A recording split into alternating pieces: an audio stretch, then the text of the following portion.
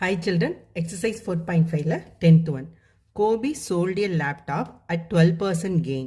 If it had been sold for rupees 1200 more, the gain would have been 20%. Find the cost price of the laptop. So கொஸ்டினை நல்லா understand பண்ணலாம். கொஸ்டினில் என்ன கொடுத்துருக்காங்க, கோபி ஒரு லேப்டாப்பை 12% கெயினுக்கு வந்து விற்கிறாங்க. இதே இது அவங்க வந்து இன்னும் 1200 ருபீஸ் அதிகமாக விற்றாங்க அப்படின்னா அவருக்கு என்ன கிடைக்கும், 20% கெயின் கிடைக்கும். அப்படின்னா cost price of the laptop என்ன அப்படின்னு கேட்டிருக்காங்க. ஓகேவா, இப்போ பார்க்கலாமா? ஸோ நம்மளுக்கு கொஸ்டின் என்ன கேட்டிருக்காங்க, cost price of the laptop. So நம்மளுக்கு தெரியாது அப்படின்றனால நம்ம என்னென்னு வச்சுக்கலாம், எக்ஸ். ஓகேவா, so cost price of the laptop is equal to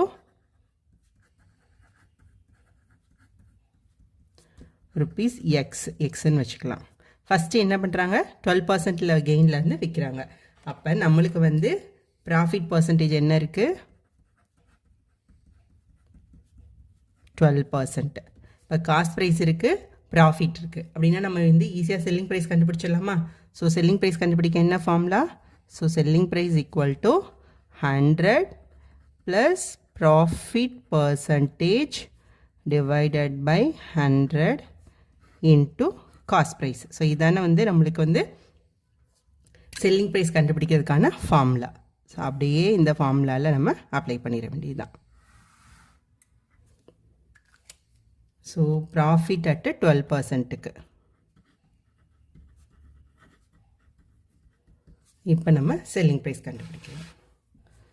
so selling price is equal to 100 plus profit percent 12 divided by 100 into cost price நம்மளுக்கு என்னது தெரியாதனால என்ன வச்சுருக்கோம், x, which is nothing but 112 divided by 100 of x. இதான் வந்து profit 12%ல் இருக்கும்போது. அப்புறம் என்ன கொடுத்துருக்காங்க, 1200 ருபீஸ் அதிகமாக விற்கும்போது அவருக்கு வந்து ப்ராஃபிட் வந்து 20% கிடைக்குதுன்னு சொல்லியிருக்காங்க. ஸோ ப்ராஃபிட் அட் 20%க்கு செல்லிங் ப்ரைஸ் என்ன, 20% அப்படின்னா so selling price is equal to 100 plus 20 divided by 100 of x, which is nothing but 120 divide by 100 of x. ஓகேவா, இந்த ப்ராஃபிட் 20% என்ன சொல்லியிருக்காங்க, இந்த 12% ப்ராஃபிட்டோட 1200 ருபீஸ் எக்ஸ்ட்ரா விற்கிறது. அப்போ இது வந்து என்னது, so 120 divide by 100 of x is equal to, so இந்த ப்ராஃபிட் அப்படின்றது என்னது, இந்த 12% ப்ராஃபிட்டோட 1200 ருபீஸ் வந்து எக்ஸஸாக விற்கிறனால அவருக்கு வந்து கிடைக்கிது அப்படின்னு சொல்லியிருக்காங்களா. இப்போ ஈக்குவேட் பண்ணிடலாம், எக்ஸ் எல்லாம் ஒரு பக்கம் கொண்டு வந்துடலாம், நம்பரை இன்னொரு பக்கம் வச்சிடலாம். So 120 divide by 100 of x minus 112 by 100 of x is equal to 1200. ஓகேவா, ஸோ கீழே வந்து டினாமினேட்டர் ரெண்டு ஒரே மாதிரி இருக்கா, அப்போ நியூமரேட்டர் என்ன பண்ணிடலாம், டேரெக்டாக மைனஸ் பண்ணிடலாம். ஸோ 120லேருந்து 112 மைனஸ் பண்ணால் நம்மளுக்கு என்ன கிடைக்கும், 8. So 8 by 100 of x is equal to 1200. நம்மளுக்கு என்ன வேணும், எக்ஸ் தான் வேணும், ஏன்னா cost price of the laptop தான் கேட்டிருக்காங்க. So x is equal to 1200. கீழே டிவிஷனில் இருக்கிறது ஈக்குவல் அந்த பக்கம் போகும்போது மல்டிப்ளிகேஷனில் போயிடும், மேலே 8 வந்து கீழே டிவிஷனுக்கு வந்துடும். ஸோ டிவைட் பண்ணோம் அப்படின்னா 1 time 8 balance 4 5 150. So 150 into 100 15,000. So cost price of the laptop வந்து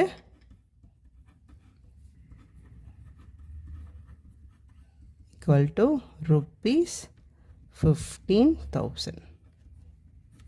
okay, a shopkeeper gives 2 successive discount on article whose marked price is rupees 180 and the selling price is 108. Find the first discount percentage if the second discount is 25%. So question என்ன கொடுத்துருக்காங்க, ஒரு பொருளோட marked price வந்து எவ்வளோ கொடுத்துருக்காங்கன்னா rupees 180. இந்த 180 ருபீஸை வந்து அதை வந்து எவ்வளோக்கு விற்கிறாங்க அப்படின்னா அந்த பொருளை ருபீஸ் 108க்கு வந்து விற்கிறாங்க. அப்போ என்ன பண்ணுறாங்கன்னா 2 டிஸ்கவுண்ட் கொடுக்குறாங்க, 2 சக்ஸஸ் டிஸ்கவுண்ட் கொடுத்துருக்காங்க. ஸோ ஃபர்ஸ்ட் டிஸ்கவுண்ட் வந்து என்ன கொடுத்துருக்காங்கன்னா நம்மளுக்கு தெரியாது, அதை தான் நம்ம வந்து இப்போ கண்டுபிடிக்கணும். ஸோ தெரியாது, நம்ம வந்து என்ன எக்ஸ்ன்னு வச்சுக்கலாம். ஸோ செகண்ட் டிஸ்கவுண்ட் என்ன கொடுத்துருக்காங்க, 25%. ஓகேவா, இப்போ இதுதான் நம்மகிட்ட கேட்டிருக்காங்க. இப்போ டிஸ்கவுண்ட் நம்மளுக்கு என்னென்னு ஏற்கனவே தெரியும், ஸோ எல்லாம் பார்த்துட்டோம். இப்போ 2 சக்ஸஸிவ் டிஸ்கவுண்ட் கொடுத்தாங்க அப்படின்னா செல்லிங் ப்ரைஸ், அதுக்கு ஒரு ஃபார்முலா இருக்குது தெரியுமா உங்களுக்கு. So selling price is equal to 1 minus A by 100, இது வந்து first discount, into 1 minus b by 100 into marked price. So இப்படி ஒரு ஃபார்முலா நம்ம டிஸ்கவுண்ட் படிக்கும்போது படித்தோம், ஞாபகம் இருக்கா? ஸோ இந்த ஃபார்முலாவில் அப்படியே நம்ம வந்து அப்ளை பண்ணிடுது தான். ஸோ செல்லிங் ப்ரைஸ் வந்து எவ்வளோ? 108 தான் செல்லிங் ப்ரைஸு. இன்ட்டு 1 மைனஸ் இது ஏன்றது ஃபஸ்ட் டிஸ்கவுண்ட் நம்மளுக்கு தெரியாது, ஸோ எக்ஸ்ன்னு வச்சுக்கலாம். So x by 100. Second discount எவ்வளோ? 25%. 1 minus 25 by 100 into marked price வந்து எவ்வளோ? 180 தான் நம்மளுக்கு மார்க்டு ப்ரைஸ். ஸோ இது 108 is equal to 100 minus X, LCM எடுக்கிறோம், divided by 100 into 100 minus 25 by 100 into 180. Okay, va? So this 108 is equal to 100 minus x divided by 100 into 100 minus 25, 75. 75 by 100 into 180. Okay, va? So the 25 divide பண்ணனா இது 3 by 4. So again இதை வந்து divide பண்ணிடலாமா? 4ஆல் divide பண்ணிடலாம். 4ஆல் divide பண்ணிட்டோம் அப்படின்னா 4 times வந்து 16 balance to 45, 3 into 45. ஓகேவா? ஸோ இப்போ இதை வந்து இப்படி எழுதிடலாம், இப்படி எழுதினாலும் ஒன்று தான். Okay, so 108 is equal to 100 minus 6 divided by 100. இங்கே மேலே இருக்க 3 into 45 வந்து ஈக்குவல் இந்த பக்கம் வரும்போது என்ன ஆகுது நம்மளுக்கு? கீழே வந்துடுமா? So divided by 3 into 45. Okay, so இதை வந்து 9ஆல் டிவைட் பண்ணிட்டோன்னா 5 டைம்ஸ். இது வந்து எவ்வளோ வரும் நம்மளுக்கு? 9ஆல் டிவைட் பண்ணோம் அப்படின்னா 112. ஸோ அகெயின் இதை டிவைட் பண்ணால் 4. So 4 by 5. 100 minus x by 100 is equal to 4 by 5. இப்போ நம்ம வந்து ஈக்குவேட் பண்ணிடலாம். ஸோ இப்படி எழுதிக்கலாம், 100 minus x by 100 is equal to 4 by 5. இப்போ நம்மளுக்கு என்ன? 100 minus x is equal to 4 by 5 into 100. So the divide ஆயிடுச்சுன்னா 20, which is nothing but 80.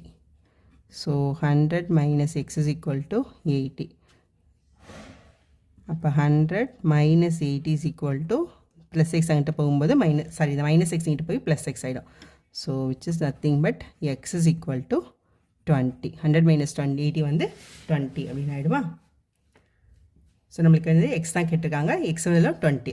அது வந்து என்னது? First discount. So first discount is equal to 20%. Next 12th one, find the rate of compound interest at which a principal becomes 1.69 times itself in 2 years. So question என்ன கொடுத்துருக்காங்க? ஒரு principal வந்து 2 இயர்ஸில் 1.69 டைம்ஸாக வந்து மாறிடுது அப்படின்னா அந்த ரேட் ஆஃப் இன்ட்ரெஸ்ட் என்ன அப்படின்னு கேட்டிருக்காங்க. ஸோ நம்மளுக்கு ரேட் வந்து நம்மளுக்கு தெரியாது, அதான் கேட்டிருக்காங்க. So rate is equal to நம்ம என்னென்னு வச்சுக்கலாம்? ஆர் அப்படின்னு வச்சுக்கலாம். ஸோ பிரின்சிபல் வந்து என்னது? ஸோ பிரின்சிபல் வந்து நம்மளுக்கு தெரியாது, அதை அப்படியே பீனே வச்சுக்கலாம். ஓகேவா? ஸோ நம்பர் ஆஃப் இயர்ஸ் வந்து எவ்வளோ? 2 இயர்ஸ். அடுத்தது என்ன வச்சுருக்காங்க? பிரின்சிபல் வந்து எவ்வளோ அமௌண்ட்டாக மாறுதுன்னா ஸோ 1.69 டைம்ஸ் ஆஃப் பிரின்சிபல். ஓகேவா? ஓகே, இப்போ நம்மளுக்கு காம்பவுண்ட் இன்ட்ரெஸ்ட்க்கு என்ன formula? P into 1 + R by 100 the whole to the power n is equal to A. இதான் வந்து காம்பவுண்ட் இன்ட்ரெஸ்ட்க்குரிய ஃபார்முலாவா? ஸோ ஏன்றது அமௌண்ட். ஓகேவா? ஸோ P வந்து என்னது நம்மளுக்கு? அதே P தான். இன்ட்டு 1 + R வந்து என்ன தெரியாது, நம்ம RNA தான் வச்சுருக்கோம். Divide by 100 whole to the power n வந்து என்ன? நம்பர் ஆஃப் இயர்ஸ் வந்து 2 ஈக்குவல் டு அமௌண்ட் வந்து என்னது? 1.69 ஆஃப் P. ஓகேவா? ஸோ இப்போ 100 எல்சிஎம் எடுத்துட்டோம் அப்படின்னா 100 + R by 100 the whole square is equal to 1.69 into P. இந்த மேலே மல்டிப்ளிகேஷன் இருக்க P வந்து கீழே டிவிஷனுக்கு வந்துடுமா? ஸோ இந்த பியும் நம்ம டிவைட் பண்ணிடலாம். பண்ணிட்டோம் நம்மளுக்கு 1.69. ஓகேவா? இப்போ பாருங்கள், 100 + R the whole square. இதுக்கு மட்டும் ஸ்கொயர் கிடையாது, கீழே இருக்க 100க்கும் தான் ஸ்கொயர். ஸோ எல்லாத்துக்கும் சேர்த்து தான் நம்ம வந்து இங்கே ஸ்கொயர் இருக்குது. So divided by 100 square is equal to 1.69 அப்படின்னு வந்துருச்சா? அப்போ 100 + R the whole square is equal to 1.69 into இங்கே 100 ஸ்கொயர் வந்து மேலே மல்டிப்ளிகேஷன் போகும்போது ஸோ 2 எழுதிடலாம், இன்ட்டு 100 இன்ட்டு 100. ஓகேவா? ஸோ இது எப்படி வரும்? 1.69ன்றது 169 இந்த 2 0 இங்கே போயிடுச்சு 169 into 100 வந்துருமா அப்போ 100 plus r the whole squared is equal to 116 நம்மளுக்கு தெரியுமா இதோட ஸ்கொயர் நம்பர் 13 ஓட ஸ்கொயர் நம்பர் நம்மளுக்கு தெரியும் so 13 squared into 10 squared which is nothing but 130 the whole squared எழுதிடலாமா 13 10 மல்டிப்ளை பண்ணி 130 the whole squared எழுதிட்டோம் so 100 plus r the whole squared is equal to 130 the whole squared so ரெண்டு பக்கமும் square இருக்குது இப்போ ரெண்டு பக்கமும் ரூட் எடுத்தோம் அப்படின்னா நம்மளுக்கு என்ன ஆகிடும் இந்த ஸ்கொயரும் இந்த ரூட்டும் இந்த ஸ்கொயரும் இந்த ரூட்டும் வந்து நம்மளுக்கு டிவைட் ஆகிடும் அப்போ நம்மளுக்கு என்ன கிடைக்கும் 100 plus r is equal to 130 அப்படின்னு கிடைக்கும் so r is equal to 130 இந்த 100 இங்கிட்டு போகும்போது -100 which is nothing but 30 so r is equal to 30%. So நம்மளுக்கு என்ன கேட்டிருக்காங்க ரேட் ஆஃப் இன்ட்ரெஸ்ட் தான் கேட்டிருக்காங்க so rate of interest is equal to so interest நால என்ன வரும் 30%. ஸோ இதான் இதோட ஆன்சர்